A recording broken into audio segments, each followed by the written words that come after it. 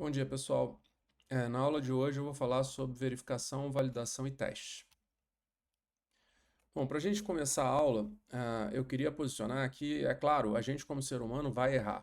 Então a gente tem que assumir isso desde o início, quando a gente está fazendo um software, assumir que a gente vai errar, assumir que provavelmente tem bug no nosso software, e a gente criar mecanismos para tentar fazer com que a gente seja capaz de detectar esses bugs e corrigir esses bugs antes que o software chegue no usuário final. O problema não está na gente errar. É claro que quanto menos a gente errar, melhor, mas o problema não está na gente errar. O problema é a gente deixar esse nosso erro ir para a mão do usuário e isso causar consequências negativas para ele. Então, dentro da engenharia de software, a área que se preocupa em evitar que esse tipo de problema chegue no usuário final é a verificação, validação e teste que a gente discute na aula de hoje. Bom, para a gente começar a discussão, eu queria posicionar a terminologia da literatura nesse assunto, né? Então, no passo 1 aqui nessa figura, eu estou mostrando um desenvolvedor programando e ele está cometendo um engano, que é uma tradução livre de mistake, né? Então, ao cometer esse engano, ele introduz um defeito no software, que é uma tradução de fault. Aqui é importante notar que o defeito é algo físico, é algo que eu consigo apontar. Então, se esse defeito é num requisito, eu consigo ir lá no requisito e mostrar onde está o defeito. Se é no código, pode ser, por exemplo, um if que deveria ter maior ou igual, ele está com maior só. Então, eu consigo mostrar onde está o defeito. E esse defeito pode ficar latente no software. Se eu estou falando de código, esse if pode não ser executado por dias, semanas, meses, anos, porque é uma funcionalidade pouco usada, e o defeito fica lá, o defeito não se manifesta, então o usuário não sente ainda as consequências do defeito. Quando uma thread passar por essa região de código e esse defeito for exercitado, a gente vai ter um erro. Um erro porque ele vai produzir um resultado que não era o resultado esperado, não é o resultado correto para aquele programa. E esse erro, se não for capturado, se não for tratado, ele pode levar a uma falha no software. Uma falha que o usuário percebe, né? Eu posso ter um erro que, de alguma forma, o software detecta e trata e não chega ao usuário, mesmo em execução, mas eu posso ter um erro que propaga na execução do software e chega ao usuário. Isso pode trazer consequências graves, né? Dependendo do tipo do software, a gente pode ter consequências muito sérias por causa de um engano lá no início na programação, que introduziu um defeito que foi exercitado, gerou um erro, o software falhou e pode morrer gente, pode gerar prejuízo financeiro e assim por diante. Então, existem duas técnicas que são próximas, né, e as pessoas às vezes confundem, que é teste e depuração. O depuração aqui é o debug, né? O teste ele tem o propósito de encontrar falhas e erros no software, mas ele não detecta onde está o defeito que causa essas falhas e erros. Quem tem o propósito de encontrar esse defeito é a depuração. Dado que eu sei que o software está falhando, eu posso fazer debugging para encontrar o ponto onde está o defeito que está provocando essa falha e esse erro no software. Na aula de hoje, a gente está focado em teste, que tem o propósito de encontrar as falhas e os erros do software. Então, aqui eu estou definindo depuração como a busca a partir da falha e do erro, a gente chegar no defeito, que não é o nosso foco nesse momento. Bom, então vamos lá. Uma proposta que eu trago aqui é a gente fazer todos os testes possíveis, porque assim a gente garante que um software é correto. Isso seria o ideal, né? A gente entrega um software para o usuário e pode falar, olha, você pode usar tranquilo porque é impossível ele falhar, que eu fiz todos os testes possíveis, então esse software é 100% garantido. O problema é que isso não é viável, né? Eu estou trazendo um exemplo bem simplesinho aqui para vocês, para mostrar para vocês que isso não é viável.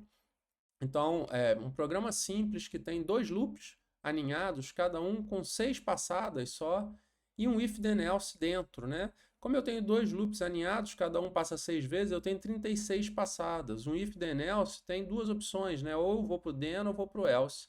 Então eu vou ter 2 elevado a 36 caminhos de execução possíveis para esse programinha.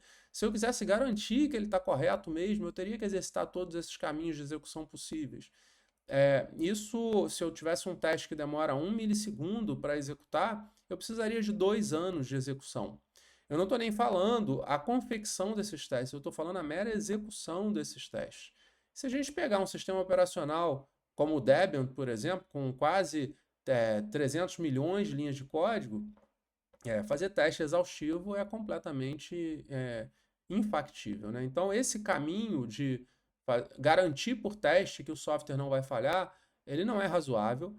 Por outro lado, o outro extremo, não ter testes, é muito arriscado, né? Então, o importante é a gente achar um equilíbrio, achar um conjunto de testes que não dá para ser exaustivo, mas que traz para a gente uma certa garantia de que aquele software vai funcionar como a gente espera que ele funcione. Bom, e aí vem dois termos importantes na área, que é verificação e validação. Os dois termos tentam garantir que o software funciona adequadamente, mas eles olham por perspectivas diferentes. Então, a verificação, ele está tentando responder à pergunta: estamos fazendo corretamente o software? Basicamente, ele tenta contrastar o código do software e os resultados produzidos com o que está especificado nos requisitos, né? Dado que eu tenho uma especificação de requisitos, o software está aderente a essa especificação de requisitos? Essa é a grande pergunta que a verificação tenta fazer. A validação vai além. Ela pergunta: estamos fazendo o software correto? Ela está tentando ver se os requisitos que estão documentados, se eles refletem a vontade do usuário. Porque eu posso estar fazendo um software que está maravilhoso segundo os requisitos, né? Ele está totalmente aderente aos requisitos, mas o requisito foi capturado errado. Então, ele não reflete a vontade do usuário, e, em última instância, o software não vai refletir a vontade do usuário. Então, esses são os dois papéis, eu vou detalhar para vocês em seguida. Então, aqui eu estou botando uma sequência de artefatos para ajudar a gente a explicar a diferença de verificação e validação. Aqui em cima eu tenho o usuário. O usuário dele sai os requisitos do software, né? Isso aqui tem um processo de análise que vocês já estudaram. Na análise, o analista conversa com o usuário, faz entrevista, usa outras técnicas para extrair o conhecimento do que são os requisitos do software e documenta esses requisitos do software. É claro que pode ter enganos aqui nesse processo de extração de requisitos, de elicitação de requisitos. Então, eu posso ter bugs aqui no documento de requisitos. Esse documento de requisitos ele é usado como base para se chegar numa arquitetura do software, no design do software, para eu saber como é que eu vou organizar o desenvolvimento desse meu software. E, novamente, essa arquitetura é sujeito a problemas, né? Sujeito a erros do usuário, que a gente chama de engano, e que leva à introdução de defeitos. A partir daqui eu chego no código do software. Mais uma vez, quando eu estou codificando, eu posso cometer enganos e introduzir defeitos em parte desse código do software. E no final eu tenho um software produzido, né, a partir dessa minha interação com o meu usuário, que em tese deveria satisfazer a vontade original do usuário. A grande pergunta que fica, e que a verificação tenta responder, os requisitos documentados, eles são respeitados no meu produto de software gerado? Ou seja, o meu software ele é equivalente aos requisitos que foram especificados? Ele atende a esses requisitos? Essa é a grande pergunta da verificação. Então, como é que a gente faz para responder essa pergunta? A gente tem dois tipos de teste que a gente vai discutir mais à frente, que é o teste de unidade e o teste de integração. O teste de unidade, ele visa ver as partes independentes do software, se elas estão corretas. E se essas partes estão corretas, eu parto para integrar testes de integração, onde eu vejo se essas partes de forma conjunta também estão corretas. Porque eu posso ter partes independentes funcionando corretamente, mas quando eu junto essas partes, o software para de funcionar corretamente. Então, na hora que eu rodo testes de unidade, eu consigo remover defeitos que surgiram no código. Com o teste de integração, eu consigo remover defeitos que surgiram na arquitetura. Então, eu consigo, no final das contas, garantir que o meu produto reflete o meu requisito original. Na hora que eu termino de fazer a verificação, o meu próximo passo é a validação. Eu quero saber agora se o meu requisito documentado reflete a intenção do usuário. Isso é bem mais difícil, né? Como é que eu vou saber se o requisito é igual ao que está na cabeça do meu usuário? Para a gente conseguir lidar com isso, o que a gente normalmente faz é pegar o software que já foi produzido e apresentar para o usuário, né? E a gente colhe feedback do usuário para saber se esse software está aderente à expectativa original dele, né? Então, se a gente pegar nessa figurinha, O usuário tem uma expectativa na cabeça dele, essa expectativa é materializada numa especificação no processo de engenharia de requisitos. Essa especificação é usada como base para se chegar até o produto, né? Passa pela arquitetura, passa pelo código, chega no produto, esse produto é mostrado para o usuário. Se tem um bug na especificação, ou seja, durante a análise se entendeu errado o que estava na cabeça do usuário e se especificou de forma equivocada, depois da gente fazer a verificação, a gente tem certeza de que o produto está com esse bug, que a gente garante que o produto ele respeita os requisitos. E se o requisito tem um bug, o produto vai ter esse bug propagado para dentro dele. Então, na hora que a gente mostrar para o usuário o produto, o usuário vai reclamar desse bug e a gente vai conseguir caminhar para trás e perceber que tem um defeito nos requisitos, né? E a gente consegue corrigir esse defeito. Esse passo de mostrar para o usuário o produto, a gente chama de teste de aceitação ou homologação. É um processo onde ele ainda não está usando o produto em produção, né? Valendo, mas ele está usando no sentido de identificar problemas e reportar esses problemas. E aí a gente consegue corrigir esses últimos defeitos. Então, se a gente olhar a figura como um todo, né, voltando à figura inicial, mas de forma mais completa, a gente tem aqui em amarelo o que foi detectado na verificação, que é defeitos no código, defeitos na arquitetura, e a gente tem em vermelho o que foi detectado na validação. O usual é a gente fazer primeiro a verificação, para a gente ir para validação com um produto que não tem defeitos que a gente poderia ter detectado antes de chegar no usuário, né? Se eu não faço a verificação primeiro, o usuário vai me apontar um conjunto absurdo de defeitos, vários deles eu mesmo poderia ter detectado, porque bastaria eu bater os requisitos que ele tinha me informado com o que foi produzido, né? Que é o processo de verificação. Então, sempre primeiro verificação, para depois que eu estou com o produto verificado, está ok, passar para a validação, para interagir com o usuário no teste de aceitação e ver se de fato o produto atende à demanda do usuário. Bom, então aqui eu estou dando uma visão geral do como é que é a anatomia de um teste, né? Quando a gente vai fazer teste, de modo geral, a gente tem um caso de teste, que é o que a gente está querendo testar, né? A característica do requisito que a gente está querendo testar. A gente tem dados de teste que estão vinculados a esse caso de teste, são os dados de entrada, e a gente tem o oráculo, que é a resposta esperada, né? Então, se eu estou querendo testar uma função que soma dois números, meus dados de entrada poderiam ser 2 e 3. São dois números que são a entrada, e meu oráculo é 5, porque eu espero que 2 mais 3 dê 5. A gente tem um sistema que está sendo testado, a parte do sistema que está sendo testado, esses dados de entrada são alimentados no sistema, esse sistema processa com esses dados e produz um resultado. Então, basicamente, o que a gente faz é comparar o resultado com o oráculo. Se der igual, é porque passou no teste. Se der diferente, é porque não passou no teste.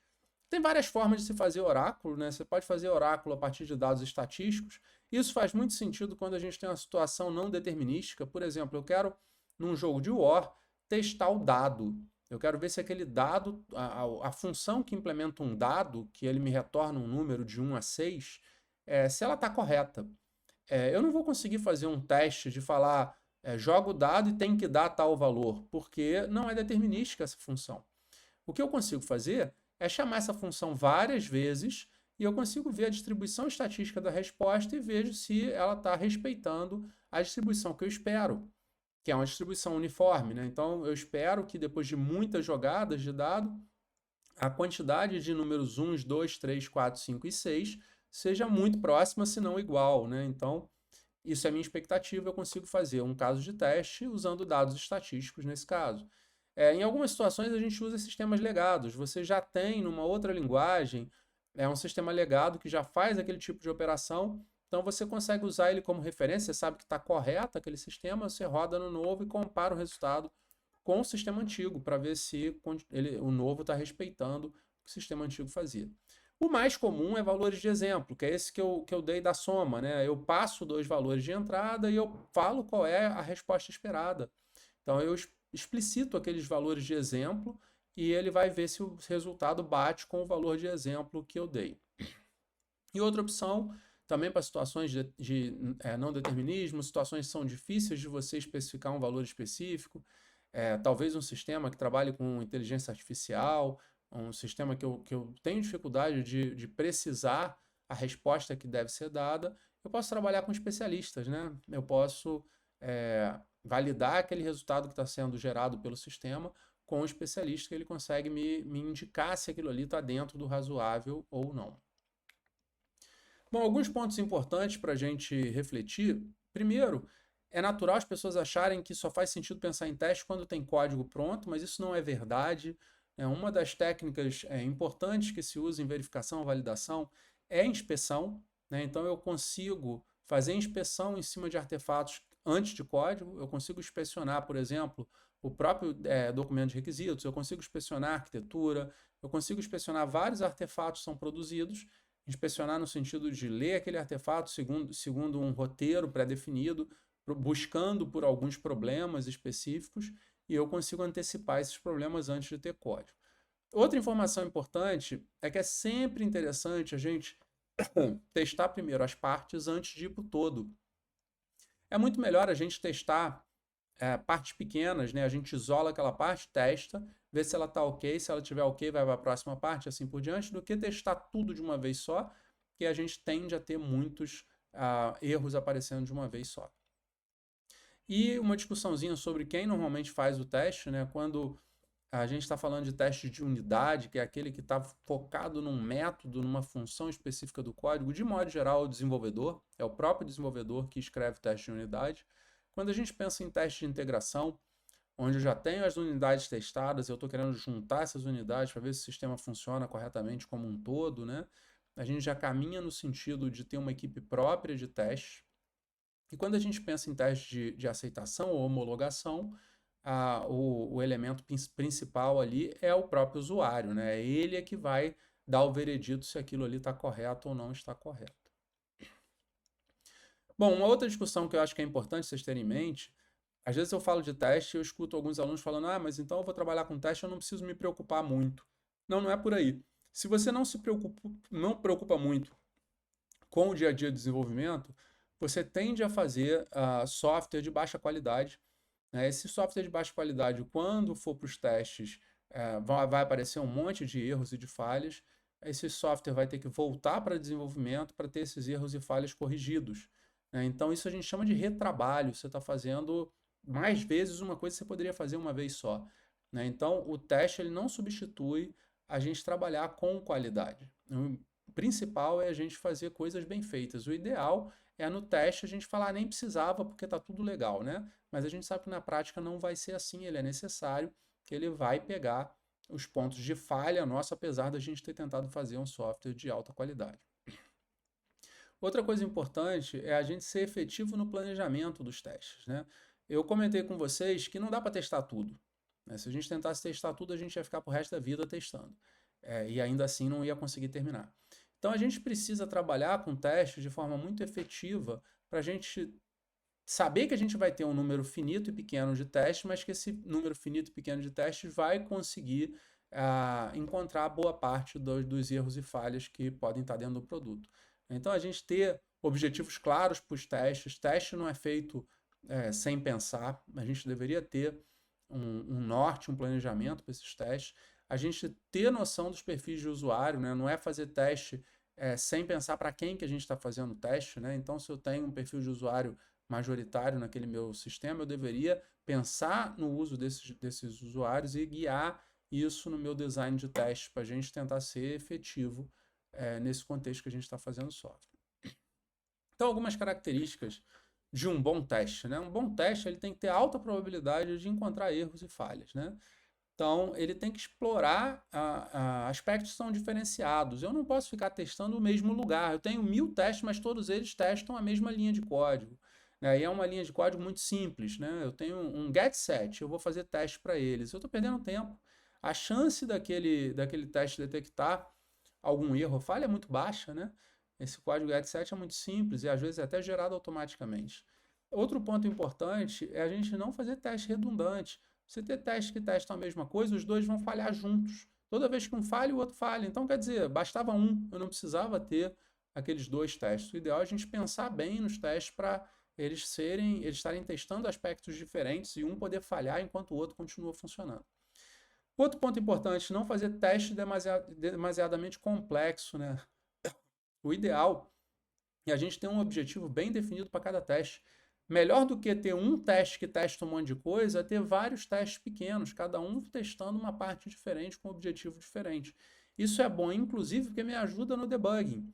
Se eu tenho, num exemplo extremo, né, eu tenho um sistema de 10 mil linhas de código, eu tenho um teste que testa tudo.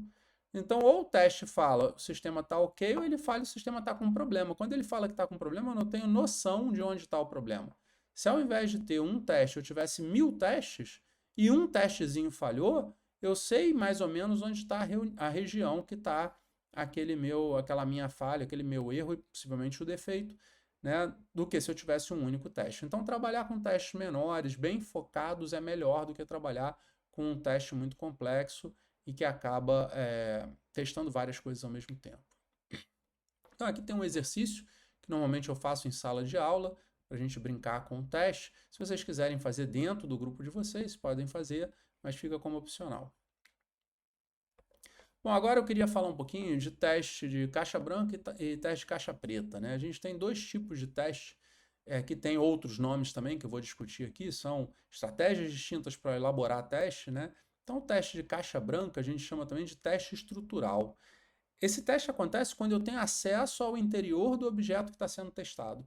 Então, eu estou testando um determinado método, estou testando determinada parte do código, e eu tenho acesso ao método, eu tenho acesso ao código, então eu posso explorar características daquele código para aumentar minha chance de encontrar defeito naquele objeto que está sendo testado. Não, defeito não, o defeito eu vou encontrar quando fizer a depuração, né, mas encontrar erros naquele objeto que está sendo testado. Já o teste caixa preta, a gente chama de teste funcional, eu não tenho acesso ao interior do objeto. Então, eu tenho um objeto onde eu chamo, por exemplo, uma função onde eu passo parâmetros para ela, ela me retorna um resultado, mas eu não consigo ver dentro dessa função. Se eu quero testar essa função, eu vou ter que testar sem o conhecimento do interior dela, e eu vou ser capaz de encontrar falhas nessa função, mas eu não vou conseguir saber exatamente onde está aquela falha que está acontecendo. Bom, então vamos falar um pouquinho sobre teste de caixa branca.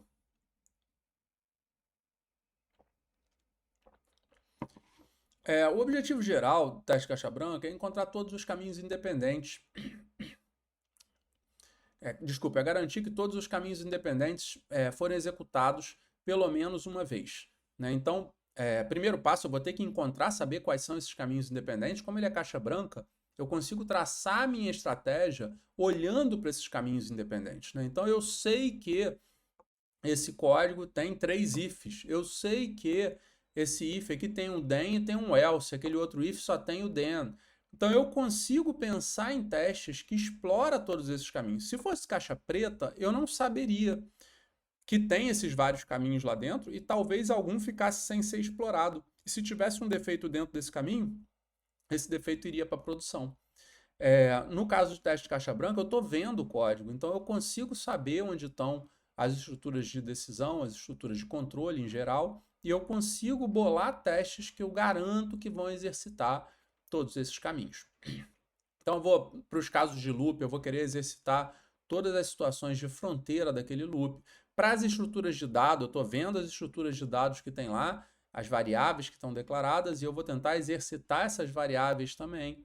Então, eu vou criar testes em função da estrutura daquele meu código. Isso em caixa branca, né? Então, quando a gente vai para começar a executar teste, pensar nos tipos de teste, o primeiro da lista é o teste de fumaça. O que é o teste de fumaça? O teste de fumaça é um teste super simples. O propósito do teste de fumaça é um teste de sanidade, para a gente ver se é viável continuar rodando os testes no sistema, né? Então, o que normalmente se faz é colocar um teste de fumaça de madrugada, por exemplo, gerando um build do sistema e rodando uma bateria muito básica de teste, só para garantir que aquele build ali não está quebrando e que ele consegue ser o ponto inicial da execução de teste. Se eu faço isso toda madrugada, eu tenho essa versão do sistema que passou pelos testes de fumaça e que pode ser submetida a testes mais elaborados que a gente vai conversar pela frente, né? Então vamos lá, testes de unidade. Teste de unidade é um teste de caixa branca, né? De modo geral, é um teste de caixa branca. O nosso objetivo aqui é testar caminhos específicos desse produto, então eu estou vendo o produto e estou bolando o teste para explorar esses caminhos.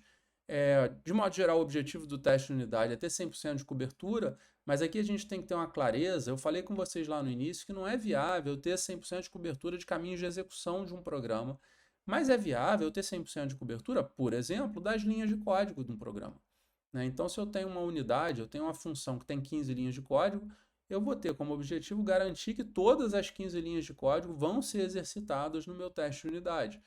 Isso não me garante que eu vou cobrir qualquer possibilidade de defeito, porque a ordem de execução dessas linhas de código pode levar a um determinado defeito que numa outra ordem não levaria.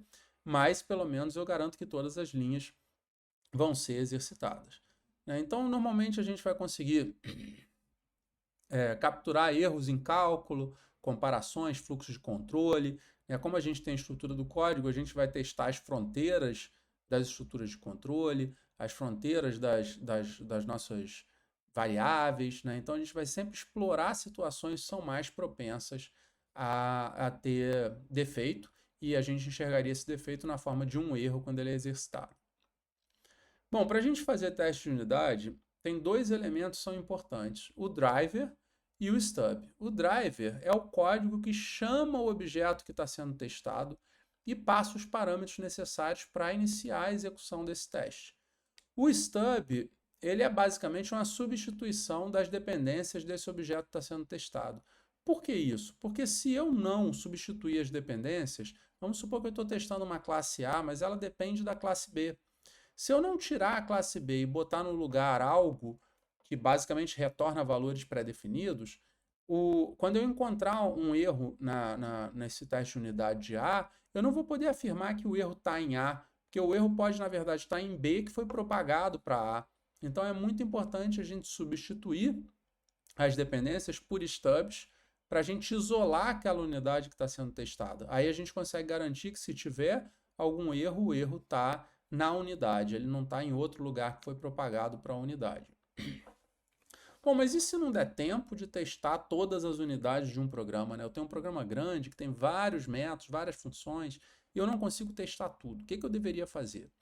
Existe uma métrica muito importante na área de teste chamada complexidade ciclomática. A complexidade ciclomática, ela fala o número de caminhos independentes de um programa. Por exemplo, um programa que não tem nenhuma estrutura de controle, ele só tem comandos de cima e embaixo, ele tem um único caminho. Ele não tem nenhuma bifurcação, não tem nenhum if, nenhum for. Então é um único caminho de cima e embaixo. A complexidade ciclomática dele é 1.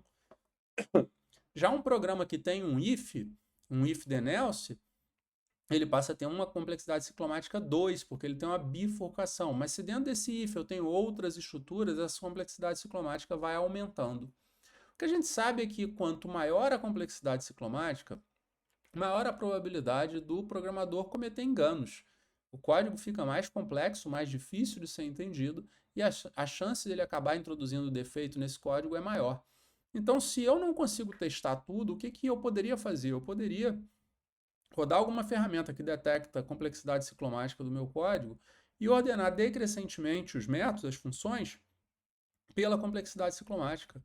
Então, eu privilegiaria as funções e métodos que têm alta complexidade ciclomática, e se eu não tiver tempo, eu vou deixar de fora as funções e métodos de baixa complexidade ciclomática. Por exemplo, um getSet no Java, ela tem complexidade ciclomática 1. Ela não tem nenhuma estrutura de controle, só tem uma linha, na verdade, né? Então, é praticamente desnecessário eu me preocupar com esse tipo de método, que a chance de ter defeito ali é muito baixa, né? Eu deveria focar nos métodos que têm maior probabilidade de defeito. Então, vou falar para vocês de uma técnica que a gente pode usar para a gente encontrar defeitos usando uma caixa branca num código para a gente encontrar defeitos de unidade. Essa técnica se chama conjunto básico ou base set.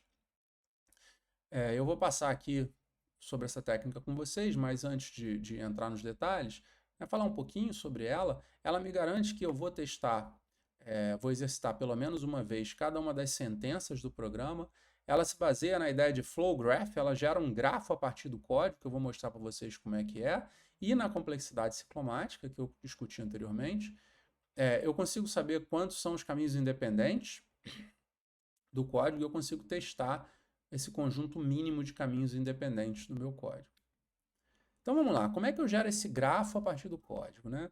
Existe um conjunto de heurísticas aqui para eu transformar meu código em grafo. Primeiro, se eu tenho sentenças, tenho comandos no código, um depois do outro, né? Aqui eu estou botando a mesma linha, mas seria um embaixo do outro. Aquilo tudo vira um único nó no meu grafo. Não faz sentido eu botar nós separados, porque eu só vou fazer o grafo ficar maior, mas do ponto de vista de complexidade, é um único caminho, né? Então, todas as sentenças viram um nó. Se eu tenho um if then else, eu passo a ter uma estrutura um pouquinho mais complexa com a bifurcação. Aqui, por exemplo, o A é o meu if, né? Então, se o A for verdadeiro, eu vou para o then, que é o B, que é o número 2. Se ele for falso, eu vou para o else, que é o 3. E tanto indo para o then quanto para o else, no final, quando termina o if, eu me junto num 4, que é o fechamento do if. Então, isso aqui é o pedacinho do grafo que é gerado a partir de um if. Se eu pensar num while ou num for, eu tenho algo como essa parte aqui de cima. Então, eu tenho a condição do while, que é checada, ou do for, que é checada antes do loop. Se essa condição for false, eu já vou para fora do for e continuo a execução do programa. Mas se essa condição for true, eu entro na execução do while ou do for, rodo uma vez, saio, volto para a checagem. Enquanto for true, eu rodo aqui, quando for false, ele sai. Então, esse grafo é a derivação de um while ou de um for. Embaixo, eu estou mostrando a derivação de um do while ou de um repeat until, dependendo da linguagem de programação.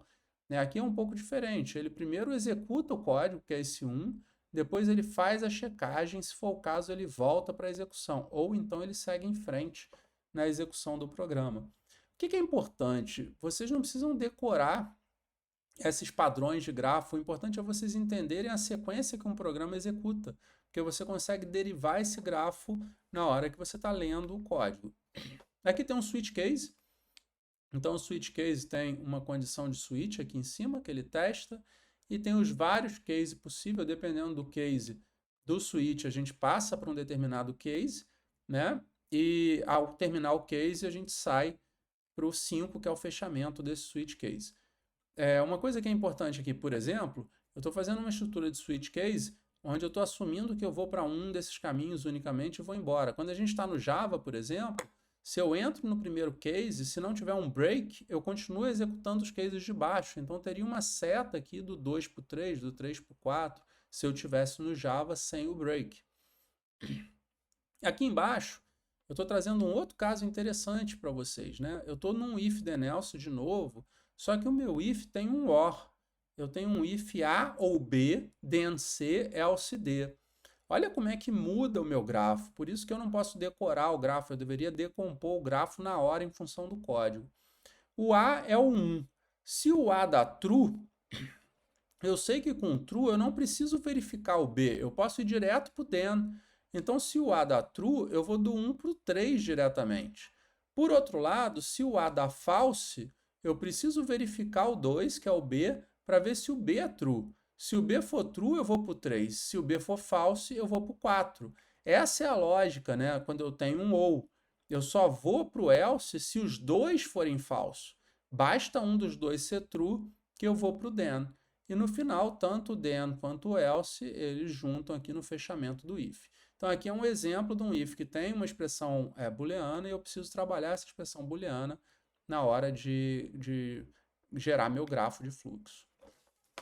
Bom, depois que eu tenho esse grafo de fluxo pronto, eu posso calcular a complexidade ciclomática desse meu programa. Existe uma fórmula para isso. O V de G é a complexidade ciclomática do grafo G. E ele é basicamente o número de arestas do grafo menos o número de nós do grafo mais 2. Então, usando essa fórmula, eu sei quantos são os caminhos independentes do meu código. E eu sei que eu deveria ser capaz de tentar projetar testes para cada um desses caminhos independentes, já que eu quero ter uma cobertura de 100% de linhas de código nesse meu código. Bom, então terminei aquilo, o que eu vou fazer é projetar esses meus, eu vou identificar esses meus caminhos independentes, né, esse meu passo 3 aqui, eu sei que eu tenho um número X de caminhos, eu vou fazer uma busca em profundidade do início do grafo até o final para encontrar quais são esses caminhos. Dado que eu enxerguei os caminhos no código, aí a parte mais desafiadora, eu vou ter que pensar em parâmetros que eu tenho que passar para esse código para forçar ele a seguir cada um dos caminhos e ver qual é a resposta que era esperada para aqueles parâmetros de entrada. Então aqui eu estou projetando o teste em si, quando eu falo quais são os parâmetros de entrada e qual é a resposta esperada. Notem que às vezes tem caminhos que são impossíveis. Tem caminhos que eles existem na estrutura do código, mas que na prática é inviável eu projetar um teste que exercita aquele caminho, porque ele não é possível de ser exercitado. Eu vou dar um exemplo daqui a pouco. Então aqui eu trouxe para vocês um código bem simples e bem pouco eficiente de um Quicksort, só para ajudar a gente a enxergar um pouquinho como é que é essa técnica, né? Então aqui em cima eu estou declarando um vetor chamado lista ordenada, né? Eu estou recebendo como parâmetro uma lista desordenada. Eu estou vendo aqui, se o tamanho da lista desordenada é maior que 1, então eu vou pegar o primeiro elemento, que é o que eu estou chamando de pivô, vou criar duas listas, uma de menores desordenada e outra de maiores desordenadas. Vou fazer um for partindo do elemento 2, né, que eu já peguei o 1 para ser o pivô, do elemento 2, que aqui é o índice 1, até o final da minha lista desordenada. Vou pegar o elemento da vez, vou ver se ele é maior ou menor que o pivô e vou adicionar na lista de menores ou lista de maiores. Então, nesse passo aqui, eu processo a minha lista desordenada. Nesse passo seguinte, eu já criei lá em cima meu vetor lista ordenada, que é a minha resposta, né? Então, eu adiciono a lista menores desordenadas ordenada dentro desse vetor. Na verdade, eu estou chamando a recursão, né? Eu estou chamando o ordena, o quicksort novamente, na lista de menores, adiciono o pivô e adiciono a lista de maiores, mas depois de chamar a recursão. Então, nesse passo aqui, eu estou fazendo a ordenação e estou construindo a resposta, né? E gero a resposta final. O meu else aqui é caso minha lista tenha um elemento só, eu não preciso rodar a ordenação, ela já está ordenada, eu retorno essa lista. Então, é uma implementação bem simples, não muito eficiente, do Quicksort, e eu quero gerar o grafo a partir dela, né? Então, se eu olhar aqui, eu tenho aqui uma instrução, então esse cara aqui é um nó sozinho, depois eu entro num if, esse if tem uma condição aqui, então é meu passo 2. No then eu tenho essas 3 linhas aqui, seguidas de um for. Então vê como é que a coisa vai ganhando complexidade, porque isso tudo aqui está dentro do then, do meu if, né? Tem um for, esse for tem uma condição, dentro dele eu tenho uma instrução e eu tenho um if, né, dentro do for. Esse if tem uma condição, ele tem um then, ele tem um else, ele tem o fechamento do if. E aqui eu tenho o fechamento do for nessa linha 10. Eu ainda tenho mais 3 instruções. No final, na linha 12, eu tenho o else daquele meu if e eu tenho o fechamento do if mais uma instrução. Então essa é meu grafo, né? E aqui eu desenhei esse grafo. Se vocês quiserem, contrastem esse gráfico com o código, né? Mas a gente consegue ver o código aqui, né? Eu consigo ver que eu tenho aquele meu primeiro if que vê se o tamanho é maior que 1, né? Porque se for 1 só, ele não precisa ordenar, ele simplesmente retorna, ele segue pelo else.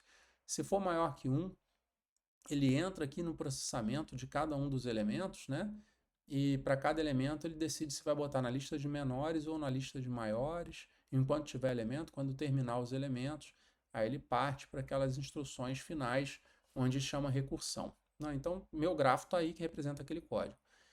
Se eu fizer a minha continha do V de G, eu vou perceber que eu tenho 16 arestas nesse grafo e eu tenho 14 nós. Então, 16 menos 14 mais 2 dá 4. Eu tenho 4 caminhos independentes. De fato, tem. Eu tenho um caminho independente que vem por aqui por baixo, que é quando a minha lista tem 0 ou 1 elemento, né? Eu tenho que vem por cima quando ele tem mais de um elemento. Aqui eu tenho um caminho, nesses que vem por cima, eu posso simplesmente não entrar nesse for aqui. Esse for aqui, ele pega o segundo elemento e compara com o primeiro, né? Então eu posso não entrar e ir embora direto, ou entrar e caminhar pela lista de menores, ou entrar e caminhar pela lista de maiores, né? Então são os 4 caminhos. O único detalhe é que esse caminho 2 ele é impossível. Por que ele é impossível? Nota que eu tenho um if aqui no início. Esse if vê o tamanho do meu vetor. Se esse meu vetor só tem um elemento, ele vem para o 12, ele vai embora, é o else. Para eu subir para o 3, meu vetor tem que ter pelo menos 2 elementos. Se ele tem 2 elementos, é impossível eu ir embora direto nesse for. Né? Eu vou entrar nesse for, porque eu tirei o vetor, eu tirei o pivô, que é o primeiro elemento, e o segundo elemento vai ser ou maior ou menor, igual que o pivô. Então eu vou entrar nesse for e vou exercitar ou o 7 ou o 8, mas é impossível eu ir direto do 4 para o 10 em qualquer situação, porque se eu entrei aqui em cima é porque eu já tenho 2 elementos. Então, apesar de sintaticamente existir esse caminho, a gente sabe que, pela lógica do programa, esse caminho não pode acontecer, e eu estou marcando ele ali como impossível, eu nem vou tentar criar casos de teste para esse caminho, né? Porque não dá para criar um caso de teste que exercite esse caminho. Eu criei casos de teste para os outros caminhos, né? Então eu criei casos de teste para o teste 1, onde eu tenho o caminho 1, onde eu tenho uma lista de um único elemento, né? Então essa lista de um único elemento, ele tem o elemento ABC, e eu estou falando que o oráculo é ABC, obviamente, né? Se eu tenho um único elemento, é ela mesma. Aqui eu estou chamando o quicksort, passando a lista desordenada, recebendo o resultado e comparando o oráculo com o resultado. Só vai dar false aqui se essa minha implementação estiver errada, né? Então, se essa implementação estiver correta, ele vai dar true aqui embaixo. Meu segundo teste, eu tenho o pivô, o primeiro elemento DEF e o segundo elemento ABC. Ou seja, eu tenho um segundo elemento menor do que o pivô. Eu estou querendo testar o caminho que vai pela lista de menores, né? Então, eu sei que a resposta correta para esse teste é a inversão. É o ABC vir antes do DEF. Eu vou chamar aqui a função, passando essa variável lista desordenada, vou receber o resultado e vou comparar o oráculo com o resultado. O terceiro teste parece com o segundo, só que eu estou passando um pivô menor do que o segundo elemento. Ou seja, o segundo elemento vai para a lista de maiores. No final das contas, a resposta vai ser igual à própria entrada, né? O oráculo é igual à entrada, porque como o pivô é menor, não vai ter deslocamento desse elemento. E aqui é o mesmo esquema, né? Eu chamo a função, recebo o resultado e comparo com o oráculo. Então, esses três casos de teste estão testando caminhos específicos ali do meu código. E aqui eu rodei com o JUnit esses 3 casos de teste, ele mostra aqui para gente que cada um dos testes passou, fala quanto tempo demorou a execução, fala quanto tempo demorou a execução total, e me fala que 100% dos testes passaram nesse meu código. Agora, eu introduzi de propósito um defeito. Eu coloquei um -1 aqui no código, para a gente ver o que acontece. Depois de fazer isso, eu rodei de novo o JUnit e 2 testes falharam, né? Um só passou, 2 falharam. E ele me conta aqui o que ele esperava de resposta e o que ele recebeu de resposta, né? Então isso aqui me ajuda a entender mais ou menos o que está acontecendo. Aqui eu estou usando uma outra ferramenta chamada EMA, que ele me mostra visualmente a cobertura. Então, quando eu tenho aqueles 3 códigos de teste implementados, aqueles 3 casos de teste, e eu rodo a EMA, ele me pinta todas as linhas de código testáveis de verde, mostrando que eu cobri todo o meu código, né? E ele me conta aqui, ó, o projeto está coberto, 100% das classes estão cobertas, 100% das linhas estão cobertas. Então, é sinal de que eu atingi meu objetivo de ter 100% de cobertura em linhas de código. Agora, se eu pegasse aqueles 2 testes que falharam e tirasse, olhasse só para o teste que passou, eu percebo que só as linhas que não falharam são essas que estão pintadas de verde, antes e depois. Isso já me ajuda, que eu sei que provavelmente o defeito está aqui nesse meio, que é onde teve teste que falhou. Se eu rodar o EMA aqui, eu vou ver que nesse caso o projeto não está coberto e só 25% das linhas de código estão cobertas, que são do teste 1, já que eu desabilitei o teste 2 e o teste 3. Bom, eu falei para vocês dessa técnica de base set, que ajuda a gente a fazer o projeto de teste, mas existem outras formas de vocês fazerem projeto de teste. Então, eu posso fazer teste baseado em defeito, onde eu pego os defeitos que são mais prováveis, que acontecem com mais frequência, e eu crio testes que têm mais capacidade de descobrir esse tipo de defeito, né? Falhas provocadas por esse tipo de defeito. Então, é uma estratégia. Outra estratégia é teste baseado em cenário. Teste baseado em cenário é um teste caixa preta, onde eu não estou preocupado com a estrutura do código, mas sim com cenários de utilização. Então, eu vou olhar para o perfil do usuário, vou ver o que o usuário normalmente faz no código e vou criar testes para garantir que esses usos normais do código eles vão funcionar adequadamente, né? O código vai funcionar adequadamente. Bom, tratamento de exceção é um elemento à parte que eu queria falar para vocês, né? Às vezes as pessoas usam tratamento de exceção e falam que porque estão usando tratamento de exceção não precisam de teste. São coisas totalmente independentes. Tratamento de exceção é uma boa prática, né? A gente conseguir capturar as exceções e os erros do nosso programa e tratar essas exceções, tratar esses erros, mas usar tratamento de exceção não faz com que a gente não precise fazer teste. Na verdade, a gente deveria testar nosso tratamento de exceção. A gente pode criar casos de teste onde eu passo parâmetros que deveriam lançar uma exceção. Eles deveriam forçar uma exceção e eu deveria ver se aquela exceção está sendo lançada. Se ela não estiver sendo lançada é porque tem algum problema no meu código.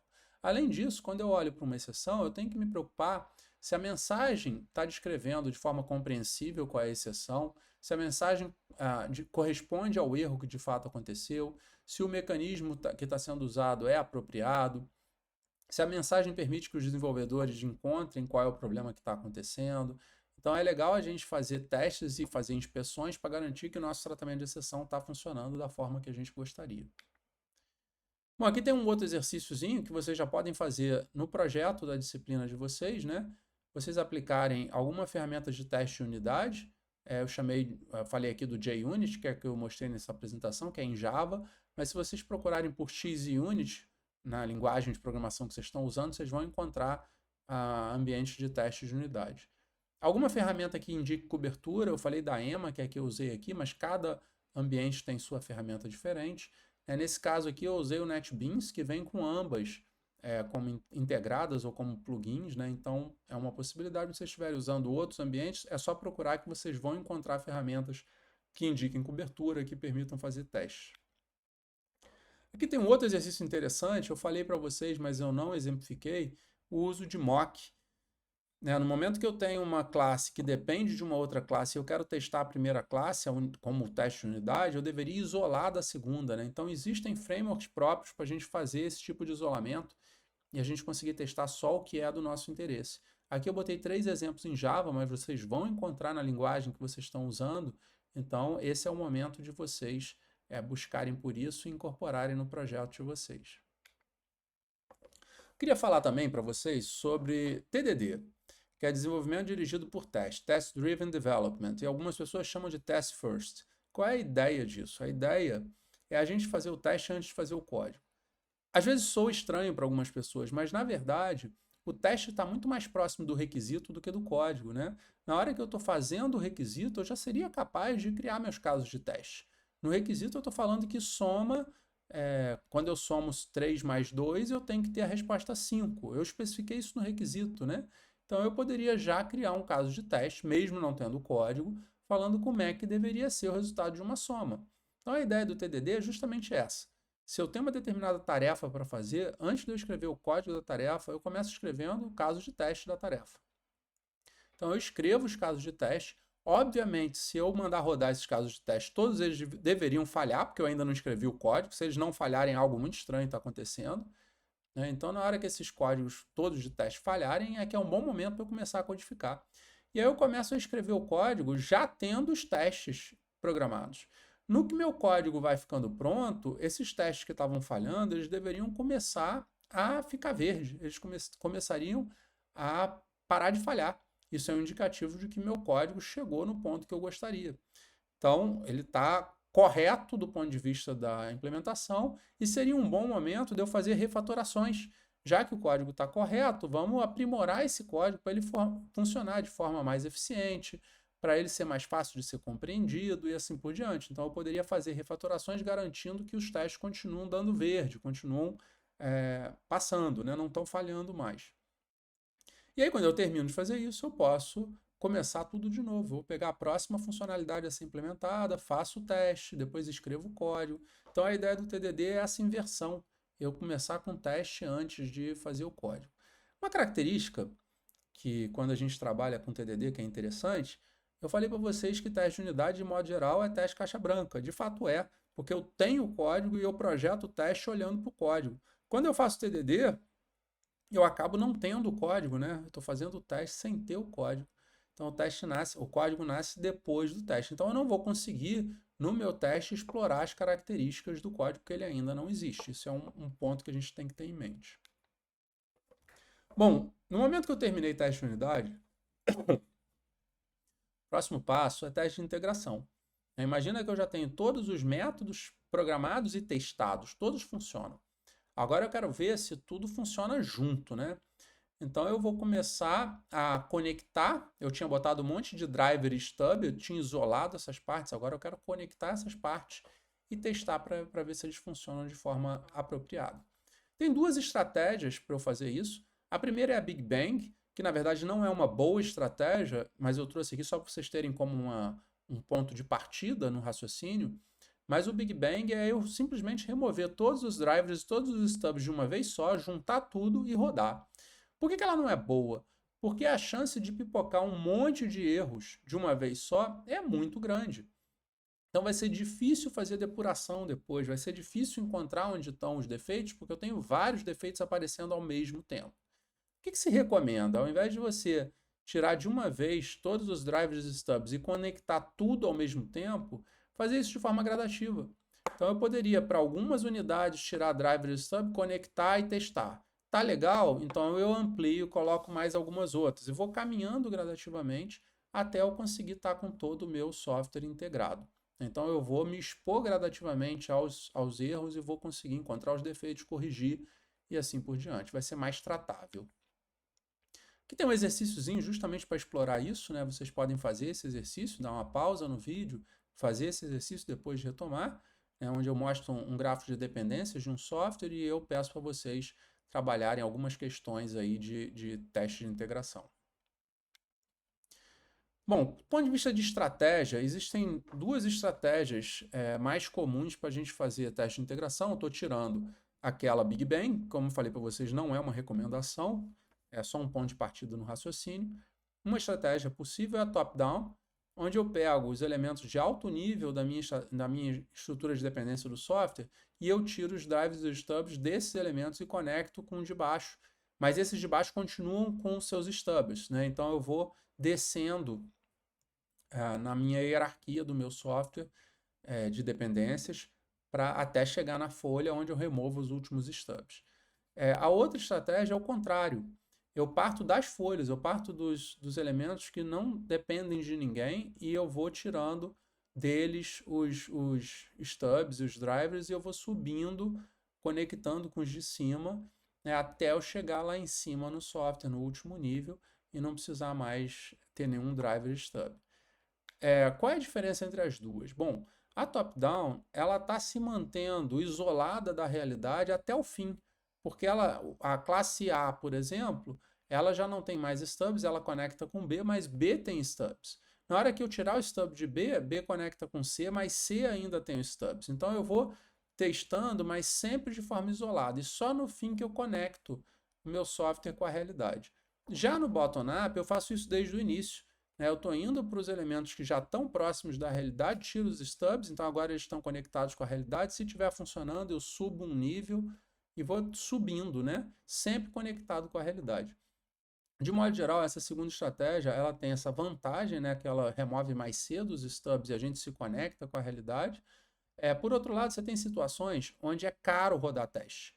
Imagina que meu teste ele precisa fazer uma chamada a um serviço na web que custa $100 cada chamada, né? Então, se eu tirar muito cedo os meus stubs e ficar nesses ciclos de integração, eu vou pagar muito caro no final dessa execução.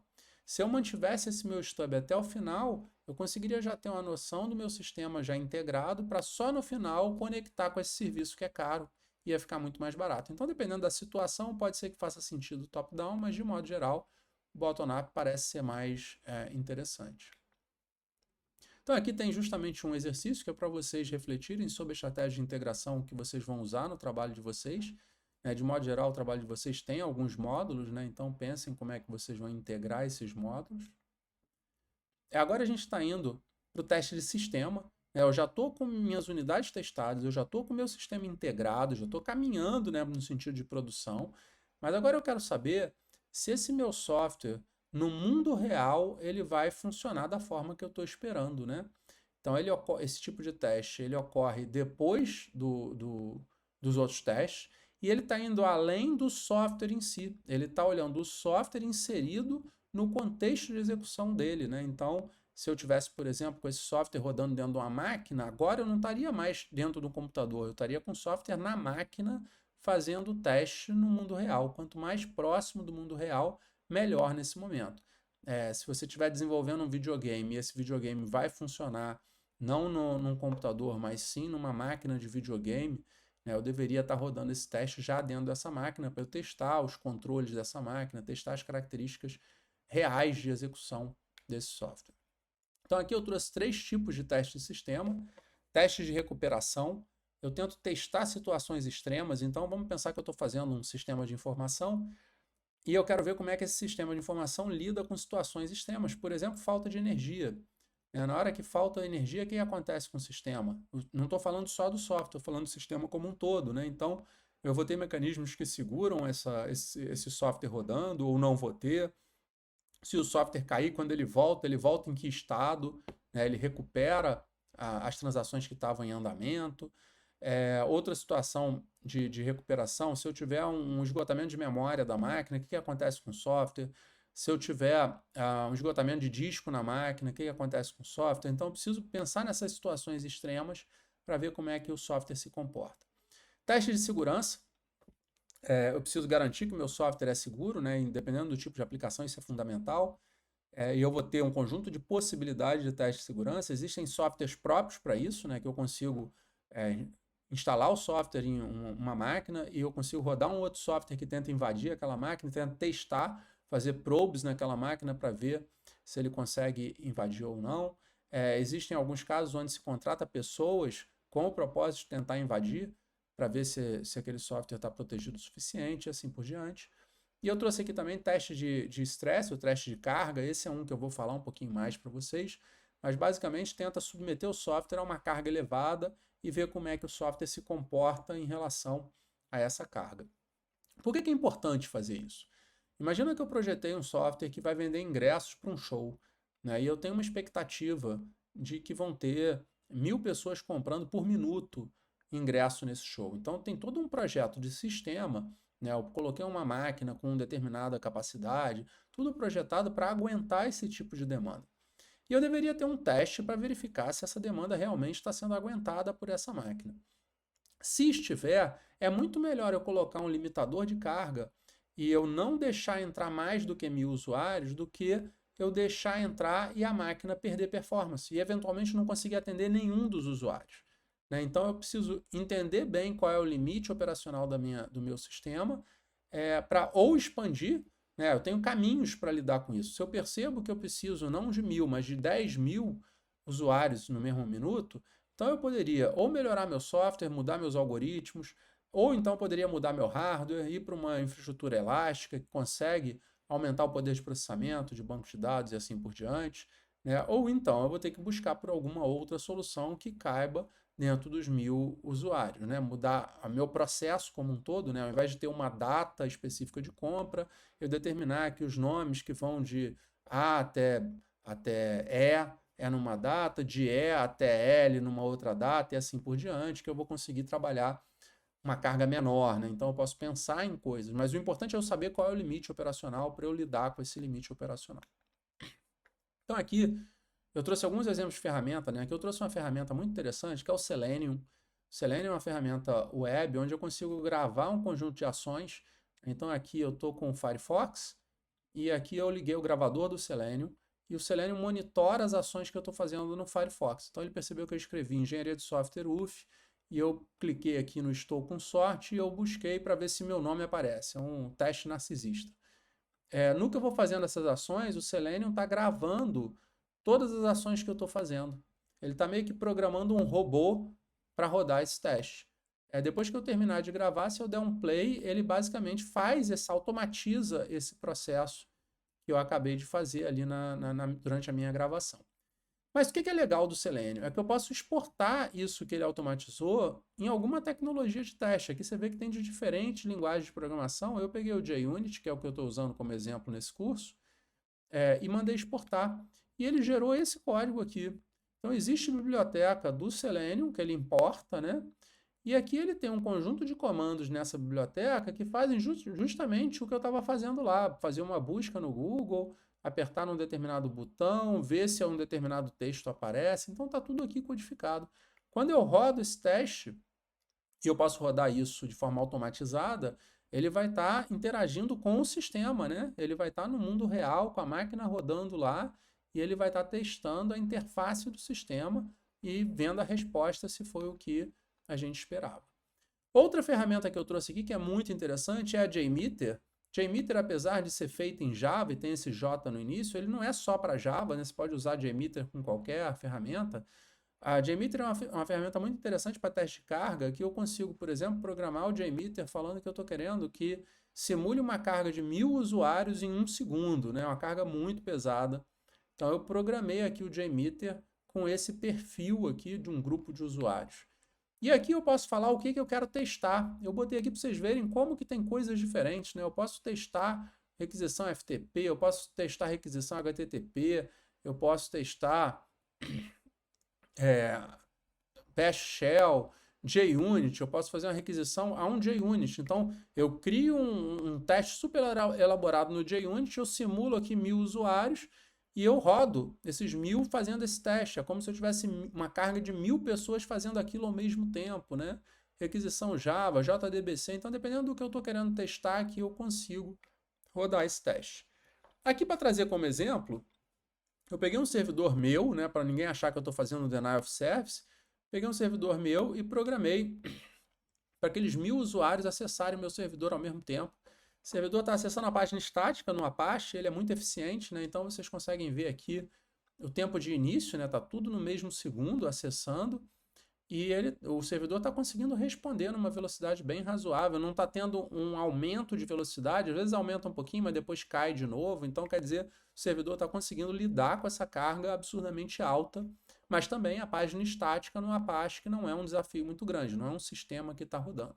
Mas só para vocês verem, se alguma requisição dessa falhasse, o JMeter ia indicar aqui para mim que está tendo falha.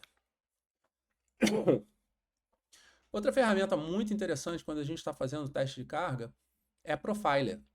Praticamente toda linguagem de programação tem alguma ferramenta de Profiler, algumas têm nativas na linguagem, outras você consegue instalar uma ferramenta à parte. O que o Profiler faz é medir performance de CPU e de memória da máquina. Então, aquele algoritmozinho do Quicksort que eu fiz para vocês, eu rodei em modo Profiler no NetBeans. NetBeans tem um Profiler interno, basta... Onde tem ali o botãozinho do play para rodar e o botãozinho do debug, também tem um botãozinho com um relógiozinho. Aquilo é o Profiler. Você roda em modo Profiler, ele roda e no final ele te dá os relatórios de Profiler. Então aqui, por exemplo, eu tenho um Profile de CPU. Aqui ele está mostrando todos os métodos, as chamadas de método do Quicksort.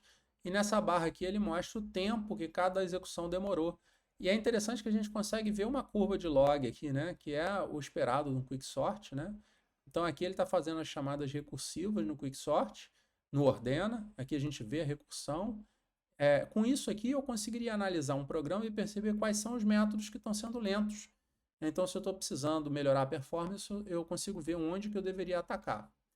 Profiler também permite fazer profiler de memória, é parecido com o anterior, só que ao invés de ter métodos, eu tenho aqui as minhas variáveis, né? Então aqui eu tenho os tipos das variáveis que estão sendo usadas no programa. Aqui eu tenho o tamanho que cada uma está ocupando.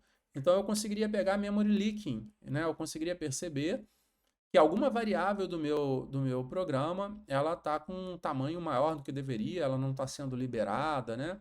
E eu conseguiria trabalhar no meu código de forma a preservar um pouco mais de memória. Então essas duas ferramentas são interessantes quando eu estou tendo gargalo de memória ou gargalo de processamento num programa.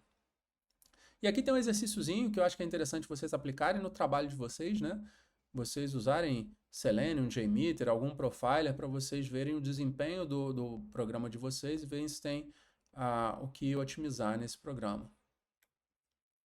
Bom, além desses testes todos, eu vou falar de teste de regressão, mas não é mais um tipo de teste, é um papel. O que acontece? Quando a gente tem um software grande, que tem muitos testes, já passaram vários anos, já apareceram vários bugs nesse software, a gente já corrigiu esses bugs. Uma boa prática, toda vez que surge um bug, a gente deveria criar um caso de teste que revela o bug e aí a gente corrige o bug. Por quê? Porque a gente evita que esse bug reintroduza. A gente evita justamente usando esse conceito de testes de regressão. Regressão é o nome que a gente dá quando um bug que já foi corrigido volta para o código. Então, para a gente evitar que um bug volte para o código, a gente reexecuta testes passados. Então, imagine a seguinte situação. Eu recebi uma requisição que tinha um bug no código, eu criei um caso de teste que revelou esse bug, eu corrigi esse bug, o caso de teste passou a dar verde, ele passou a rodar com sucesso, então aquele bug não existe mais. Eu poderia simplesmente compilar o código e entregar para o meu usuário, ou eu poderia rodar os outros casos de teste anteriores que já existem para ver se essa minha correção nesse bug não introduziu algum defeito novo. Então, quando eu rodo os casos de teste que já existem para ver se uma correção introduzir algum defeito novo, eu estou fazendo teste de regressão. Eu estou vendo se tem alguma regressão acontecendo no meu software. Nem sempre é viável rodar todos os testes. Às vezes eu tenho uma bateria de teste muito grande. Então, a gente pode ter algum critério de seleção de testes para a gente selecionar um subconjunto de testes que devem ser reexecutados para garantir que não está tendo reintrodução de defeito no código. Agora a gente vai falar sobre testes de aceitação. A gente já discutiu antes vários tipos de testes que são relacionados à verificação. Eu estou verificando se o código está aderente ou o produto está aderente ao requisito. Agora eu estou verificando se o requisito que a gente especificou está aderente à expectativa, ao desejo do meu usuário, né? Para a gente fazer isso, a gente vai apresentar o produto para o usuário. Como eu já comentei para vocês, o teste de aceitação ele ocorre depois, a validação em geral ele ocorre depois da verificação. Então esse meu produto já passou por vários testes, a gente vai apresentar para o usuário num processo que a gente chama de homologação, o usuário vai ter um período para avaliar esse software e a gente vai perceber se esse software está aderente à expectativa dele.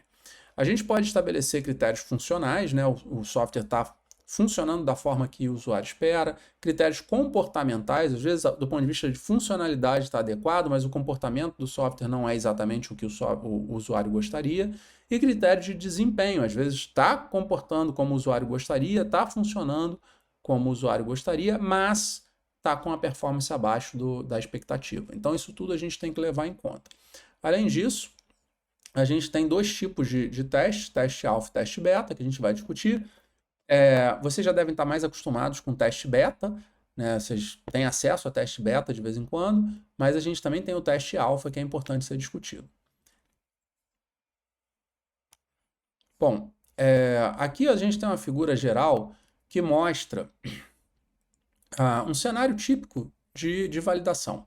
Aqui eu tenho o usuário, esse usuário está interagindo com o sistema, ele está interagindo com o sistema seja com testes informais, eu deixo o sistema na mão dele para ele usar, seja com testes formais, onde eu dou cenários específicos que eu gostaria que ele exercitasse no sistema para a gente ver se o sistema está funcionando de forma esperada. Mas nota que, em paralelo ao sistema que está sendo testado, o usuário continua usando o sistema antigo, seja ele um sistema manual, seja ele um sistema automatizado. Ou seja, o que o software, durante uma validação, produz não é usável. Aquilo ali aquele software está sendo usado só para ser testado. Eu deveria, em paralelo, continuar usando o meu sistema que eu uso até então. Só quando o software passar pela validação que ele vai entrar em produção e aí sim as pessoas vão poder confiar nos resultados produzidos pelo software. Nota que esse processo de validação ele não é um processo necessariamente rápido, às vezes pode levar semanas ou até meses, dependendo da complexidade desse software que a gente está testando. Então eu vou falar dos dois tipos. Eu tenho o teste alfa.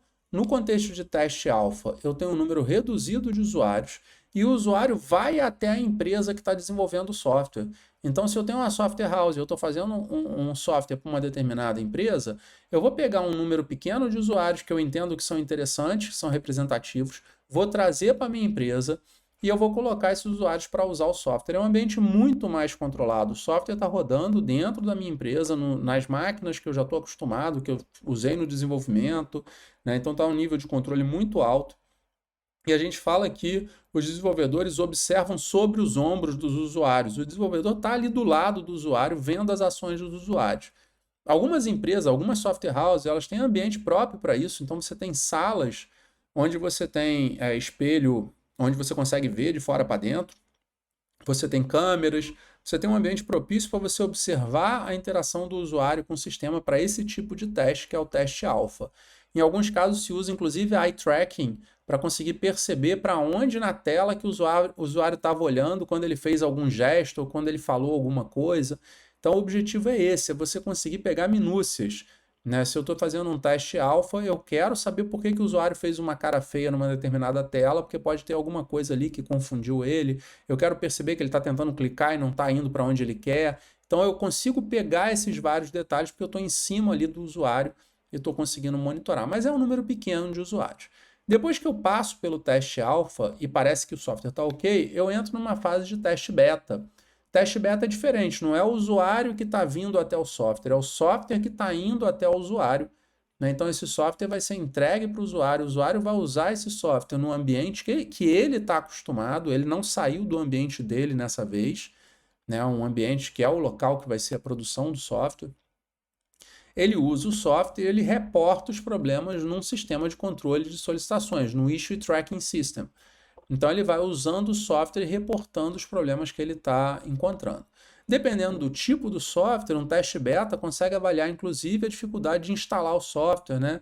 Dificuldade de operar esse software em função dos erros que vão aparecendo, porque eu estou num ambiente de produção. Se eu pensar que eu estou fazendo um software que é de uso geral e eu coloco ele disponível como beta, eu vou ter milhares de usuários ou milhões de usuários baixando esse software, instalando em plataformas diferentes, máquinas diferentes. Então eu tenho uma diversidade de testes que provavelmente eu nunca teria num contexto de teste alfa. Estou ampliando muito minhas possibilidades de teste quando eu estou indo para esse cenário de teste beta. Bom, aqui tem as referências principais que eu usei para montar essa aula. E é isso, muito obrigado e a gente se vê na próxima aula.